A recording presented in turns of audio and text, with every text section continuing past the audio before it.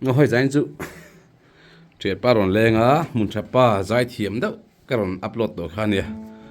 giải rồi lên lớn mày à lá gan xiêm đồ nè mà thắp phượng ngay mày tụi nó demo về hay gan xiêm à hay giải tắt tắt còn luôn đâu nè giải chín đồ mày à phải đâu nè chuẩn gan giải chín đang á chúng mình nói cái rồi record cái rồi upload đồ nè đoạn giải chín mấy mấy rồi chứ ba thì tí bằng đâu khoan ô rồi cái nào cái tàu cao này cái thọc dầu yếu mấy là hẳn lại muốn thằng chuyện giải chín đây sao không để mà cái này chắc nó cái nó có phải là cái tàu ngỡ cái on lock à cái lock cái mày cắt mấy đâu nó voice rồi đâu này in bể cũng không phải in bể nữa giải chín lock là chuyện cái đó này à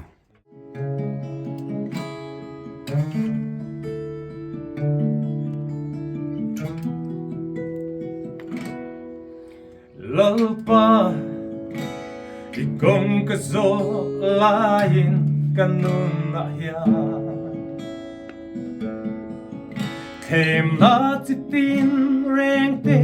an lâu sang e Lalpa ikong kazolain kanun na hiya Thêm na chỉ tin rèn te ăn lâu sang e cả zin na ram ma hian min chua yang che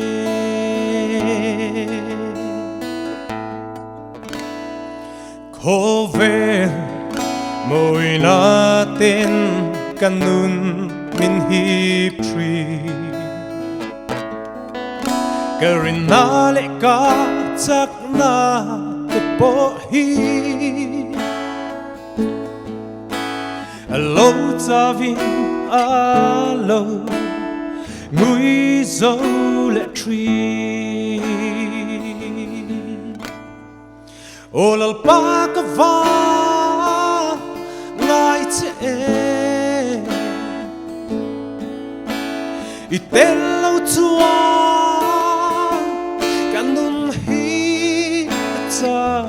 tree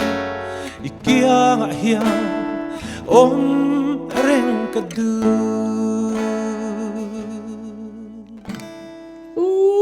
nó tục ka shring nun hi lo cha tree din ka lei tak sa po lo chuai ma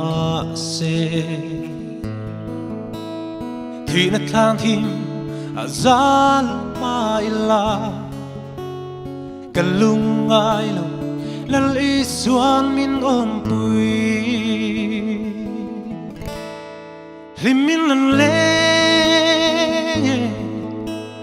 le nun re an ngai lo min an za tan tu lal pa fakir Beram no hliam tu lal iswa tu fakir Nera la tarne van ko ther an fang rual Helei hi song atza na te chopin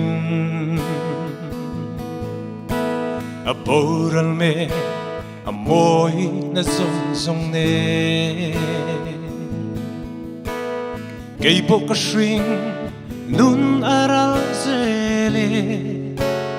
Sa tuan ram moy tu kapan meke Limin lan le nun re an ngai Lo min an zai tan tu lal pa fakir Beram no hliam tu lal iswa tu fakir Nera la tarne van ko ther an fang rual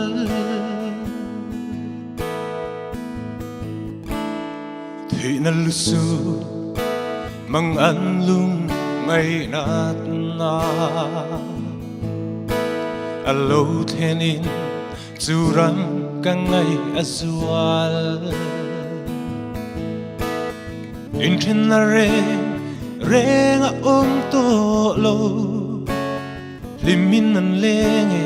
chu ko pui moya limin an lenge le nun re an ngai lo min an za tan tu lal pa fakir eram no liam nu lal iswa tu fakir ner na thar ne van ko ther an phang ru